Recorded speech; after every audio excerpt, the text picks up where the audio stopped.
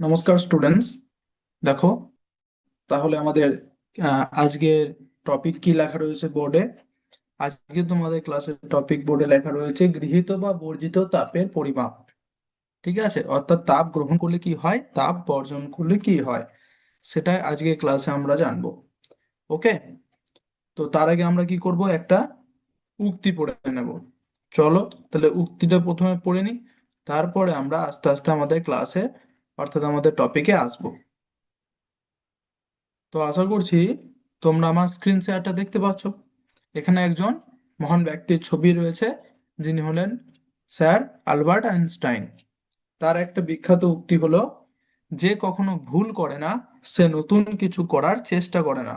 অর্থাৎ যে কখনো ভুল করে না সে কখনোই নতুন কিছু করার চেষ্টা করে না। তো তিনি এই উক্তিটি কেন করেছেন তার ব্যাখ্যাটা একটু আমরা জেনে নেব।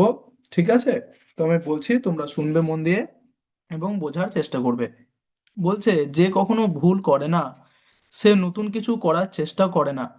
এর মানে হলো, মানুষ তখনই কোনো নতুন কাজ বা নতুন ধারণা পরীক্ষা করতে সাহসী হয় যখন সে জানে যে ভুল হবার সম্ভাবনা আছে। ভুল হওয়া মানেই ব্যর্থতা নয়, এটা বলতে চাইছি, খুব ভালো করে বুঝবে যে ভুল হওয়া মানেই কিন্তু ব্যর্থতা নয়, বরং তা শেখার একটি প্রক্রিয়া। অর্থাৎ ভুল থেকেই আমাদেরকে শিখতে হবে, তোমাদেরকে শিখতে হবে। যারা সবসময় নিরাপদ জায়গায় থাকে, কমফোর্ট জোন বা নিরাপদ জায়গায় থাকে বা কোনো ঝুঁকি নিতে চায় না, তারা সাধারণত নতুন কিছু শিখতে বা সৃজনশীল কিছু করতে পারে না, নতুন কিছু শিখতে পারে না, নতুন কিছু করার চেষ্টা করে না। নতুন কিছু চেষ্টা করতে গেলে কখনো কখনো ভুল হওয়াটা স্বাভাবিক, কিন্তু সেটি আমাদের উন্নতির পথে নিয়ে যাবে। কি করবে, যদি ভুল হয় সেটা থেকে আমরা নতুন কিছু শিখবো এবং সেটা থেকে আমাদের কি হবে, আমাদের উন্নতি হবে। সব দিক থেকে, সব কাজে, পড়াশোনার ক্ষেত্রে হোক, ঠিক আছে, খেলাধুলার ক্ষেত্রে হোক, সব দিক থেকে। ঠিক আছে, এমনকি সব বয়সেই, অর্থাৎ বিভিন্ন এজে, তোমাদের এজেও তাই, বড়দের এজেও তাই। ঠিক আছে, বড় বয়সেও তাই, ছোট বয়সেও তাই। ঠিক আছে, এটা বুঝতে হবে। এটাই আমি একটু ইংরেজিতে তোমাদেরকে পড়ে শোনাচ্ছি, শোনো। The one who never makes mistakes never try anything new. This means that people only dare to try something new when they accept that making mistakes is possible. Making mistakes is not failure, rather, it is part of the learning process. Those who always stay in their comfort zone or avoid risk usually cannot learn or create anything new. Trying something new often involves mistakes, but these mistakes help us improve. বুঝতে পেরেছো? এরপর তোমাদেরকে আমি দুটো উদাহরণ এই বিষয়ে। এক নম্বর হচ্ছে, একজন শিল্পী বা ইংরেজিতে যাকে বলা হয় আর্টিস্ট, যদি নতুন চিত্রকলা বা শৈলী ব্যবহার করতে চায়, চিত্রকলা বলতে হচ্ছে ছবি আঁকার নতুন স্টাইল বা ধরন, হয়তো প্রথমবারে তার কাজ তেমন সুন্দর হবে না, কিন্তু ভুল করার মাধ্যমে সে শিখে আরো ভালো হয়ে উঠবে। আস্তে, একবার ভুল করবে, দুবার ভুল করবে, কিন্তু সেখান থেকে সে শিখতে শিখতে একসময় খুব ভালো একটা ছবি আঁকার ধরন তৈরি করতে পারবে। ঠিক সেইভাবে আরো একটা উদাহরণ আমি দিচ্ছি। একজন ছাত্র যদি নতুন বিষয় শেখার চেষ্টা করে, কোনো একটা টপিক, যেমন আজকের টপিকটা ধরো গৃহীত বা বর্জিত তাপের পরিমাপ, তো এই টপিকটা শিখতে গিয়ে তোমাদের বিভিন্ন রকম ভুল ভ্রান্তি হতে পারে। সেটা থেকে এটা ভাবলে চলবে না যে তোমরা কখনোই এই টপিকটা শিখতে পারবে না। ঠিক আছে, তাই এটা বলছে, একজন ছাত্র যদি নতুন বিষয় শেখার চেষ্টা করে, তখন প্রথমবারে সে ভুল করতে পারে, কিন্তু এই ভুল থেকে শেখায় কিভাবে সঠিকভাবে সমাধান করতে হয়। এই ভুল থেকে আমাদেরকে শিক্ষা নিতে হবে যে এরকম ভাবে করলে এটা ভুল হবে, এরকম করলে এটা ঠিক হবে। ঠিক আছে, ইংরেজিতে একটু বলে দিচ্ছি, শোনো এটাই এক্সাম্পল গুলো। An artist trying a painting style might not create a perfect piece at first, but through mistakes they learn and improve. দু নম্বরেরটা, a student learning a new subject might make mistakes initially, this mistakes teach them how to find the correct solution. এরপর আমরা মূল কথা, অর্থাৎ এখান থেকে আমরা মেন আইডিয়া কি পেলাম এই উক্তিটা থেকে, সেটা একটু জেনে নিই। ভুল করা মানেই ব্যর্থতা নয়, বরং এটি নতুন কিছু শেখার, উন্নতি করার এবং সৃজনশীল হওয়ার একটি অবিচ্ছেদ্য অংশ। যে কখনো ভুল করে না সে নতুন কিছু করার সাহসই পায় না। ইংরেজিতে বলছি শোনো, making mistakes is not failure, it is an essential part of learning, growing and being creative. The one who never makes mistakes never has the courage to try anything new. তাহলে বুঝতে পারলে এই উক্তিটি কেন করা হয়েছে? আশা করছি তোমরা বুঝতে পেরেছো। ওকে, এরপর আমরা কি করব? আমাদের যে টপিক গৃহীত বা বর্জিত তাপ এবং তার পরিমাপ, সেটা সম্পর্কে আমরা একটা প্রেজেন্টেশন করব, এবং সেই প্রেজেন্টেশনের সাহায্যে আমরা খুব সহজেই জেনে যাব যে আজকের আমাদের টপিকটা কি, টপিকের ভেতরে কি কি আমাদের জানা, তোমাদের জানা দরকার কি কি, ঠিক আছে, সেই বিষয়ে আলোচনা করব। ঠিক আছে, আর কোনো যদি কোনো রকম ডাউট থাকে অবশ্যই কিন্তু আমাকে জিজ্ঞাসা করে নেবে। ঠিক আছে, তো চলো তাহলে শুরু করি। প্রথমেই দেখো লেখা রয়েছে গৃহীত বা বর্জিত তাপ। গৃহীত বা বর্জিত তাপ, যেটা আমাদের টপিক, এটা 1 নম্বর পেজ। 1 নম্বর পেজে লেখা আছে টপিকটার নাম। 2 নম্বর পেজে আমরা গিয়ে দেখবো কি রয়েছে, তাপ কি। তাহলে গৃহীত বা বর্জিত তাপের পরিমাপ জানতে গেলে আগে জানতে হবে তাপ জিনিসটা কি। তোমরা সবাই জানো, কিন্তু তাও আমি একটু রিভাইজ করার জন্য বা মনে পড়ানোর জন্য, বা যারা জানো না তাদের জন্য আমি একটু বলে দিচ্ছি। তাপ হলো এক প্রকারের শক্তি, ভালো করে মনে রাখবে লাইনটা, যে তাপ হলো এক প্রকার শক্তি যা গরম বস্তু থেকে ঠান্ডা বস্তুর দিকে প্রবাহিত হয়। এখান থেকে তোমরা দুটো প্রশ্ন কিন্তু পেয়ে যাচ্ছ। একটা হচ্ছে তাপ কি, তাপ হলো এক প্রকার শক্তি, আর তাপ কোন দিক থেকে কোন দিকে যায়। তাপ গরম বস্তু থেকে ঠান্ডা বস্তুর দিকে প্রবাহিত হয়, অর্থাৎ গরম থেকে ঠান্ডার দিকে যায়, ঠান্ডা থেকে গরমের দিকে কিন্তু আসে না তাপ। তাপ সবসময় গরম আছে, গরম বস্তুটা থেকে কিন্তু ঠান্ডা বস্তুটার দিকে প্রবাহিত হয়, অর্থাৎ বয়ে যায়। তাহলে তাপ কি, সেখানে তোমরা বুঝতে পারলে যে তাপ হলো এক প্রকারের শক্তি যা গরম বস্তু থেকে ঠান্ডা বস্তুর দিকে প্রবাহিত হয়। Very good. এরপর আমরা চলে যাব আমাদের নেক্সট কি রয়েছে দেখে নি পেজে, গৃহীত তাপ। তাহলে আজকে আমাদের টপিক রয়েছে গৃহীত তাপ। গৃহীত তাপ জিনিসটা কি সেটা জানতে হবে, তারপর পরিমাপগুলো জানবো। তাহলে গৃহীত তাপ হচ্ছে যখন কোনো বস্তু তাপ গ্রহণ করে তখন তাকে গৃহীত তাপ বলে। যে ধরো বরফ, আমি উদাহরণের সাহায্যে বোঝাচ্ছি, ধরো একটা বরফ ফ্রিজ থেকে বের করে রেখে দিলে মাটিতে, সে আস্তে আস্তে গলে গেল। কেন? কারণ এখানে যখন কোনো বস্তু বলতে এখানে বরফকে যদি আমি ধরি, সে তাপ গ্রহণ করছে কোথা থেকে? প্রকৃতি থেকে তাপ গ্রহণ করছে, তখন তাকে গৃহীত তাপ বলে। অর্থাৎ বরফ গলে জল হওয়া, এই যে উদাহরণটা দেওয়া রয়েছে, এটা হচ্ছে গৃহীত তাপের উদাহরণ। ঠিক আছে, অর্থাৎ বরফটা তাপ গ্রহণ করেছে, তাপ নিয়েছে, তাই বলছে গৃহীত, অর্থাৎ গ্রহণ করেছে, তাই গৃহীত তাপ বলা হচ্ছে। ঠিক আছে, রিসিভ করেছে। তাই যখন বরফটা প্রকৃতির থেকে তাপ গ্রহণ করছে এবং গলে জল হয়ে যাচ্ছে, সেটাকে বলছে গৃহীত তাপ। ঠিক আছে, এবং সংজ্ঞাটা তোমরা দেখতে পাচ্ছ লেখা আছে, নোট করতে পারো তোমরা। যখন কোনো বস্তু তাপ গ্রহণ করে তখন তাকে গৃহীত তাপ বলে। এরকম আরো উদাহরণ তোমরা অনেক পাবে। ঠিক আছে, আমি একটা করে উদাহরণ দিয়েছি, বাকি উদাহরণগুলো খোঁজার দায়িত্ব কিন্তু তোমাদের। হুম, তো তাহলে উদাহরণ কি? উদাহরণ হচ্ছে বরফ গলে জল হওয়া, এটা হচ্ছে গৃহীত তাপের উদাহরণ। আশা করছি বুঝতে পেরেছো। এরপর আমরা চলে যাবো আমাদের নেক্সট পেজে, কি রয়েছে দেখবো। বর্জিত তাপ, গৃহীত তাপ বুঝে গেলাম, অর্থাৎ যে তাপ গ্রহণ করছে, যে বস্তু তাপ গ্রহণ করছে তার নাম হচ্ছে গৃহীত তাপ। এরপর আমরা জানবো বর্জিত তাপ কি। যখন কোনো বস্তু তাপ ছেড়ে দেয় তখন তাকে বর্জিত তাপ বলে। অর্থাৎ কোনো একটা বস্তু হিট বা গরম ছিল, সে যখন তাপ ছেড়ে দিচ্ছে, দিয়ে ঠান্ডা হয়ে যাচ্ছে, তাপ ছেড়ে দেওয়া মানে হচ্ছে ঠান্ডা হয়ে যাওয়া, তখন তাকে বলছে বর্জিত তাপ। উদাহরণটা দেখো কি দিয়েছে, গরম জল, ঠান্ডা হওয়া। একটা গরম জল করলে, আগুনে ফুটিয়ে জলটাকে গরম করলে, দিয়ে অনেকক্ষণ বাইরে রেখে দিলে কি হবে? আস্তে আস্তে আস্তে আস্তে আস্তে আস্তে আস্তে 1 ঘন্টা, 2 ঘন্টা, 2.5 ঘন্টা, 3 ঘন্টা পর কি হবে? জলটা ঠান্ডা হয়ে যাবে। তার মানে কি জলটা তাপ ছেড়ে দিল, গরম জলটা তাপ ছেড়ে দিল দিয়ে ঠান্ডা হয়ে গেল।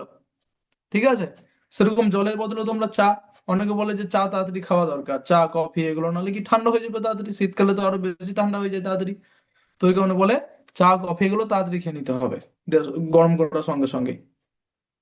যদি তুমি 10 মিনিট 15 মিনিট পরেও খাও, তাতেই দেখবে কি চাটা বা কফিটা, যেটাকে আমরা বলি জুড়িয়ে গেছে। সেটা কি বলছে, এই জুড়িয়ে যাওয়া এটাই হচ্ছে বর্জিত তাপ, অর্থাৎ ঠান্ডা হয়ে গেছে। কেন না ওই চা বা কফি বা জল যে কিছুই হয় না কেন, সে তাপ বর্জন করেছে, তাপটাকে ছেড়ে দিয়েছে, দিয়ে নিজে ঠান্ডা হয়ে গেছে। তাহলে বুঝতে পারলে যে এটা হচ্ছে বর্জিত তাপ। তাহলে উদাহরণ হলো গরম জল, ঠান্ডা হওয়া, এবং সংজ্ঞাটাও এখানে রয়েছে, যখন কোনো বস্তু তাপ ছেড়ে দেয় তখন তাকে বলা হয় বর্জিত তাপ। বুঝতে পারলে? ওকে, নেক্সট পেজে আমরা যাব। নেক্সট পেজে কি রয়েছে দেখি।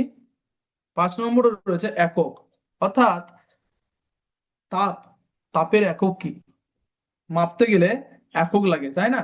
পরিমাপ করতে গেলে একক লাগবেই, একক ছাড়া পরিমাপ পরিমাপ করতে পারবো না।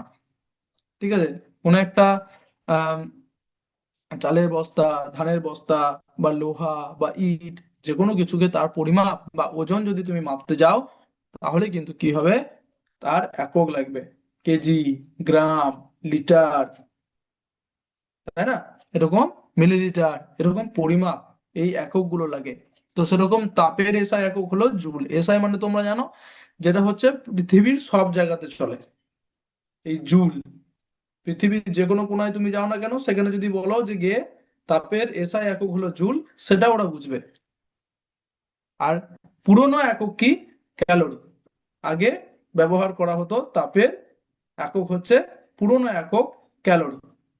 আর এখন নতুন তাপের এসআই একক হলো জুল, যেটাকে কি দিয়ে প্রকাশ করা হয়, তোমরা এখানে দেখতে পাচ্ছ ব্র্যাকেটের ভিতরে লেখা আছে জে।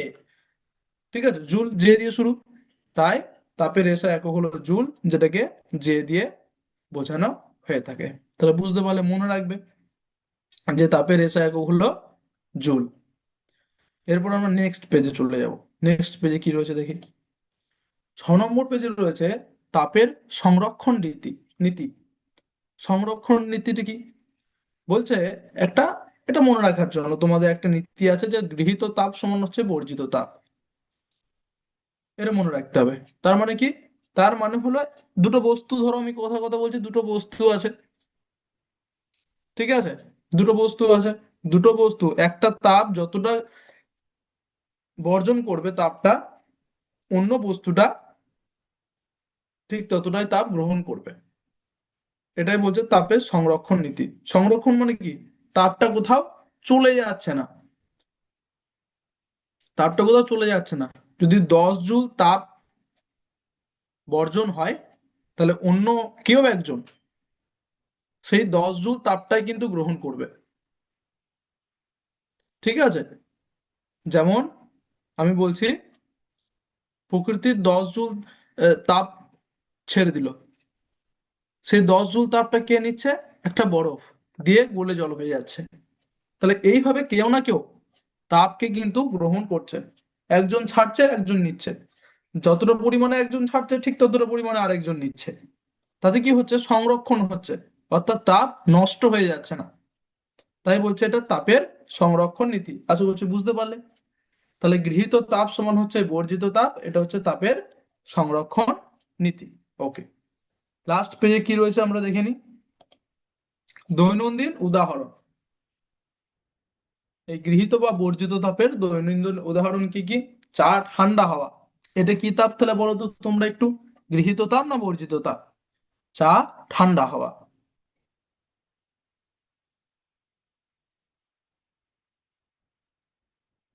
চা ঠান্ডা হওয়া এটা হচ্ছে একটা বর্জিত তাপ। চা ঠান্ডা হয়ে যাচ্ছে, তাপ ছেড়ে দিচ্ছে। বরফ গলা, এটা কি তাপ? বরফ গলে যাচ্ছে, কেন? এখানে তোমরা মনে করবে বরফ গলে যাচ্ছে তাহলে এদের কিছু ছেড়ে দিচ্ছে, বর্জন করছে, না, সে তাপকে গ্রহণ করে গলে গলে জল হচ্ছে। ঠিক আছে, তাহলে এটা হচ্ছে বরফ গলা, সেটা হচ্ছে গৃহীত তাপ। এবং রান্না করা, এগুলো সব কিন্তু গৃহীত বা বর্জিত তাপের উদাহরণ। দৈনন্দিন জীবনের উদাহরণ, প্রত্যেক দিন আমরা এগুলো লক্ষ্য করি না, কিন্তু এগুলো লক্ষ্য করলে সায়েন্স বা বিজ্ঞানটা খুবই সহজ হয়ে যায়। তাই আমি দৈনন্দিন উদাহরণ দেওয়ার চেষ্টা করি প্রত্যেক দিন, যে টপিকগুলো থাকে তার শেষে, যাতে তোমরা যখনই তোমরা ঘরে এই দৈনন্দিন কাজগুলো করবে, ঠিক আছে, তখন তোমাদের যেন মনে পড়ে যে আজকে আমি এই টপিকটা পড়েছিলাম, ঠিকই তো, বা কালকে আমি এই টপিকটা পড়েছিলাম। তাই না? যখনই সকালে চা খেতে যাবে তখনই মনে পড়বে, তাহলে এটা হচ্ছে কি, তা চা, চা তাড়াতাড়ি খেলি, না হলে কি হবে, না হলে এটা জুড়িয়ে যাবে। বর্জিত তাপ, বরফ গলা, বরফ গলে যাচ্ছে বাইরে নিয়ে এলে, তার মানে কি, এটা গৃহীত তাপ। মা রান্না করছে, তাহলে এইগুলো সব কিন্তু হচ্ছে কি গৃহীত বা বর্জিত তাপের দৈনন্দিন উদাহরণ। ঠিক আছে, ডেইলি লাইফ অফ এক্সাম্পল। তাহলে আশা করছি বুঝতে পেরেছো এই পিপিটিটা বা এই টপিকটা। তাহলে টপিকটা আমাদের ছিল গৃহীত বা বর্জিত তাপের পরিমাপ। তাহলে আমরা এখান থেকে জানতে পারলাম গৃহীত তাপ কি, বর্জিত তাপ কি, তার একক কি, ঠিক আছে, এবং তার দৈনন্দিন ব্যবহার কি কি, সব কিন্তু আমরা এই টপিকের ভেতরে বা আজকের এখানে জানতে পারলাম। যেগুলো জানা তোমাদের দরকার সেগুলো জানলাম। তাছাড়াও যদি কোনো প্রশ্ন থাকে অবশ্যই জিজ্ঞাসা করবে। ঠিক আছে, এরপর আমরা একটা ওয়ার্ড ওয়াল অ্যাক্টিভিটি করব এই ব্যাপারে। ঠিক আছে, যেখানে 5টা প্রশ্ন থাকবে, সেই 5টা প্রশ্নের উত্তর তোমাদেরকে দিতে হবে, এমসিকিউ প্রশ্ন। ঠিক আছে, দেখো লেখা রয়েছে গৃহীত বা বর্জিত তাপের পরিমাপ। ঠিক আছে, আমি স্টার্ট করব, এক একটা প্রশ্ন জিজ্ঞাসা করব, তোমাদেরকে উত্তর দিতে হবে। স্টার্ট করে তাহলে।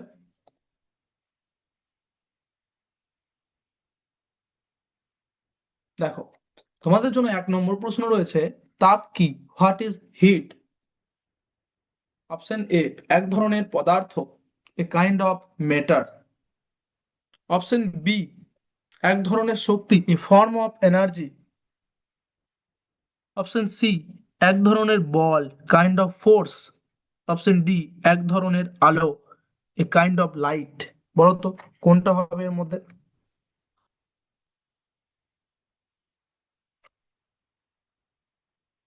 এখানের মধ্যে কোনটা উত্তর হবে, বলো। তাপ কি, what is heat? Option a, এক ধরনের পদার্থ, a kind of matter. Option b, এক ধরনের শক্তি, a form of energy. Option c, এক ধরনের বল, kind of force. Option d, এক ধরনের আলো, এ কাইন্ড অফ লাইট। উত্তরটা আমি বলে দিই, উত্তরটা হচ্ছে অপশন বি, এক ধরনের শক্তি, এ ফর্ম অফ এনার্জি। দেখি ঠিক হচ্ছে না ভুল? একদম ঠিক। নেক্সট প্রশ্ন তোমাদের জন্য কি রয়েছে, 2 নম্বর প্রশ্ন, তাপ সবসময় কোন দিক থেকে কোন দিকে যায়? Heat always flows from dash to dash. অর্থাৎ তাপ সবসময় কোন দিক থেকে কোন দিকে যায়? অপশন এ, ঠান্ডা থেকে গরম, cold to hot. Option B, গরম থেকে ঠান্ডা, hot to cold. C, option C, সমান তাপমাত্রায়, ইকুয়াল টেম্পারেচার। অপশন ডি, যে কোনো দিকে, এনি ডিরেকশন। দেখি বলো তো।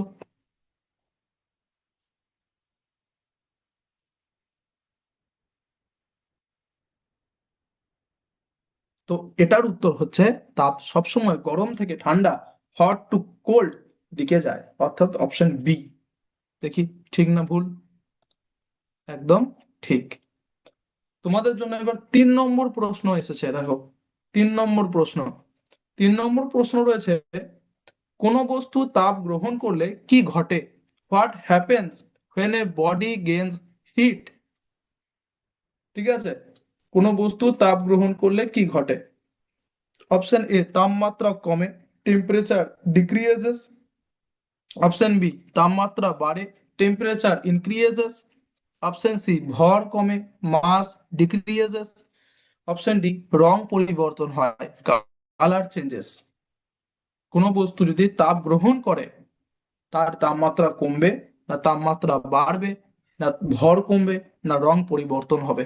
বলো, একটু ভেবে ভাবনা চিন্তা করে উত্তর দাও, খুব সহজ।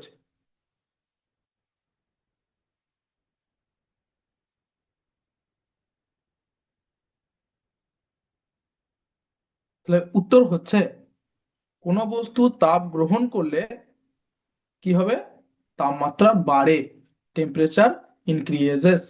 দেখি ঠিক হচ্ছে না ভুল, অপশন বিটা একদম ঠিক। নেক্সট প্রশ্ন, 4 নম্বর প্রশ্ন কি রয়েছে দেখি। 4 নম্বর প্রশ্ন রয়েছে, তাপের এসআই একক কি? What is the SI unit of heat? Option A calorie, option B joule, option C degree Celsius, option D kelvin.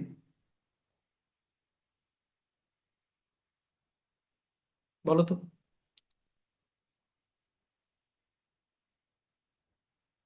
তাপের এসআই একক কি?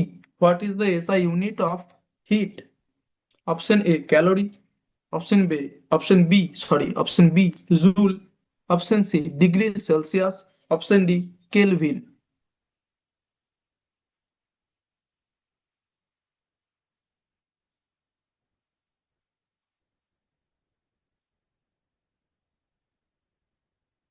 তাপের এসআই একক কোনটা এই চারটের মধ্যে?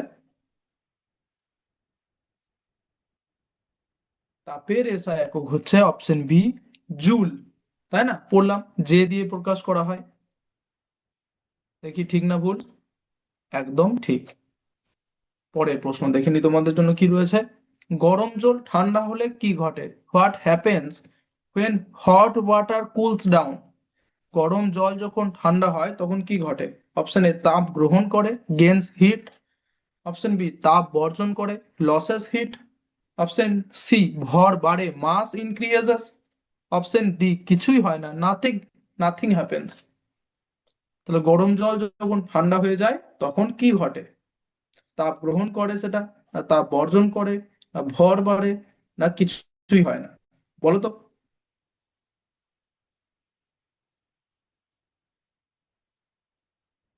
উত্তর হচ্ছে অপশন বি তাপ বর্জন করে, লসেস হিট।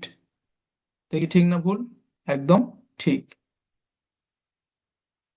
দেখো গেম কমপ্লিট, 5টার মধ্যে 5টাই তোমরা ঠিক দিয়েছো। উত্তরগুলো একটু দেখিয়ে দিই। দেখো, তাপ কি? এক ধরনের শক্তি। তাপ সবসময় কোন দিক থেকে কোন দিকে যায়? গরম থেকে ঠান্ডা। কোনো বস্তু তাপ গ্রহণ করলে কি ঘটে? তাপমাত্রা বাড়ে। তাপের এসআই একক কি? জুল। গরম জল ঠান্ডা হলে কি ঘটে? তাপ বর্জন করে। তাই প্রত্যেকটা উত্তরে কিন্তু তোমরা ঠিকঠাক দিয়েছো। এরপর আমরা কি করব? এরপর আমরা ডিকটেশন করব, অর্থাৎ গৃহীত বা বর্জিত তাপ, এই যে আমাদের টপিক, এই টপিকেই 5টা শ্রুতি লিখন। আমি 5টা বাংলায় এবং 5টা ইংরেজিতে তোমাদের ওয়ার্ড বলবো, তোমরা সেটা লিখবে। কেমন ভাবে লিখবে সেটা আমি তোমাদের স্ক্রিন শেয়ার করে দেখাচ্ছি, দেখো।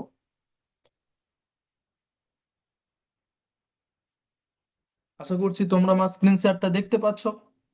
তো এখানে দেখো, একটা খাতার পেন নিতে হবে তোমাদেরকে, ঠিক আছে? এবং সেখানে কি করবে, সেখানে তোমাদের এইভাবে বাঁ দিকে ওপরে নাম লিখবে, নেম দিয়ে, এরকম হাইফেন দিয়ে তোমরা নিজেদের নিজেদের নাম লিখবে। লেখো, প্রথমে লিখে নাও খাতার উপরে। প্রথমে একটা পেজে তোমরা এরকম করে নাম লিখবে, তোমাদের প্রথমে নামটা লেখো।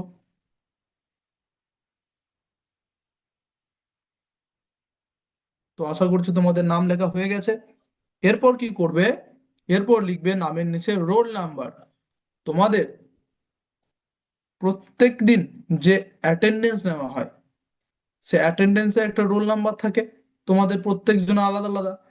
তো সেই অ্যাটেন্ডেন্সের রোল নাম্বারটা তোমরা এখানে লিখবে, ঠিক আছে? তোমাদের ক্লাসে নিজে নিজে রোল নাম্বার লিখে ফেলো। রোল নাম্বার হাইফেন দাও, দিয়ে নিজে নিজে রোল নাম্বার এখানে লিখে ফেলো চট করে।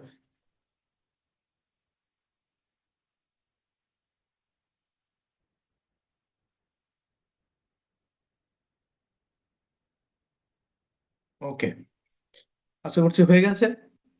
এরপর 3 নম্বর যেটা তোমাদের করতে হবে সেটা হচ্ছে গ্রেড। গ্রেড, এইভাবে গ্রেড লিখবে, দিয়ে কি করবে, একটা হাইফেন দেবে। হাইফেন দেওয়ার পর কি লিখবে, তোমরা কোন ক্লাসে পড়ো। তোমরা ক্লাস 7-এ পড়ো, তাহলে এখানে লিখবে ক্লাস বা গ্রেড 7। তারপর তোমরা যদি তোমাদের যদি কোনো সেকশন ভাগ করা থাকে, সেকশন এ, সেকশন বি, সেকশন সি, তো সেই সেভেনের পাশে বড় হাতের এ, বড় হাতের বি বা বড় হাতের সি, তোমাদের যার যেটা সেকশন সেটা লিখবে। যদি সেকশন ভাগ করা না থাকে কোনো অসুবিধা নেই, লেখার দরকার নেই, শুধু ক্লাস 7 লিখে দেবে। ঠিক আছে, বুঝতে পেরেছো? লেখো।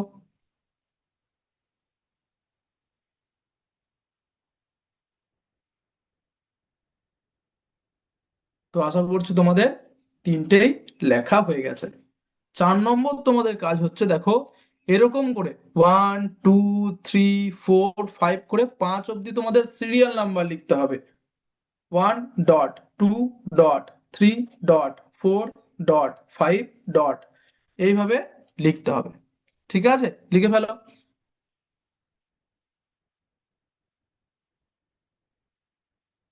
আশা করি লিখে ফেলেছো। এরপর আমি নাম্বার 1 বলবো, নাম্বার 2 বলবো, এরকম করে পরপর 5টা বলবো।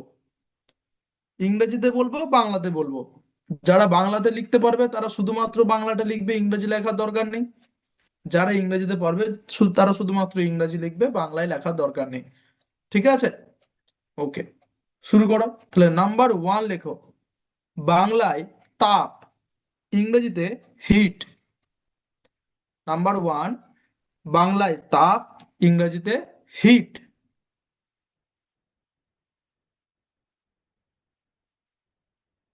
বাংলায় তাপ, ইংরেজিতে হিট।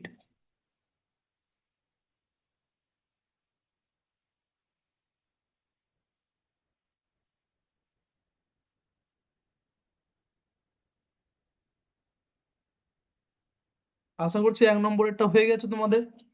এরপর 2 নম্বর। 2 নম্বর হচ্ছে বাংলায় তাপমাত্রা, ইংরেজিতে টেম্পারেচার। বাংলায় 2 নম্বর লেখো, বাংলায় তাপমাত্রা, ইংরেজিতে টেম্পারেচার।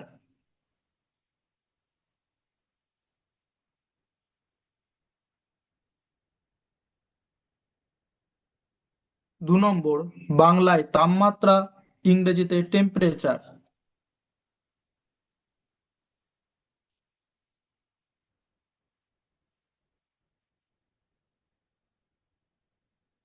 হয়েছে, ওকে, ভেরি গুড। এরপর চলে আসবো 3 নম্বর। 3 নম্বর লেখো, 3 নম্বর, বাংলায় গৃহীত তাপ, ইংরেজিতে হিট গেইনড। বাংলায় 3 নম্বর, গৃহীত তাপ, ইংরেজিতে হিট গেইনড।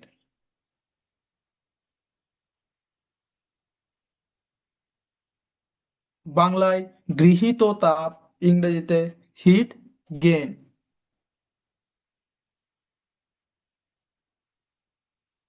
আশা করছি হয়ে গেছে 3 নম্বরেরটা। এরপর আমরা চলে আসব 4 নম্বর।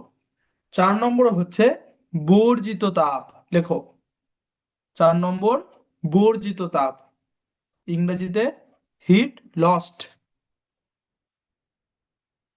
4 নম্বরেরটা বাংলায় বর্জিত তাপ, ইংরেজিতে হিট লস্ট।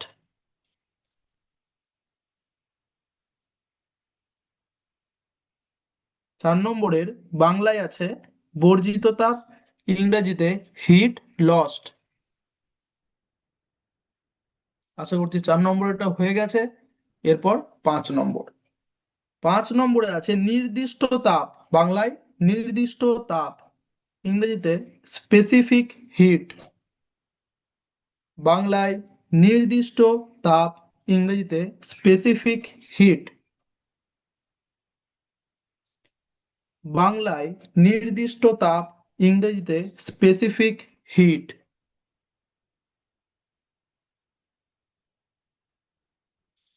তো আশা করছি তোমরা 5টা ডিকটেশনই লিখে ফেলেছো।